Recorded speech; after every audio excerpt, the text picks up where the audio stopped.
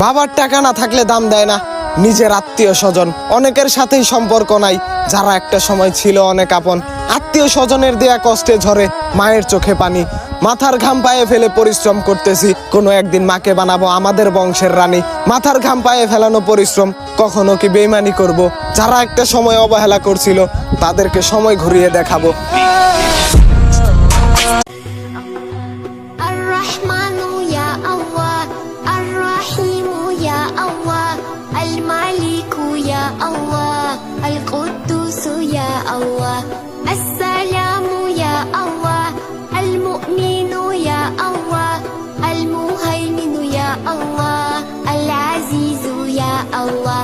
الجبار يا الله المتكبر يا الله الخالق يا الله البارئ يا الله المصور يا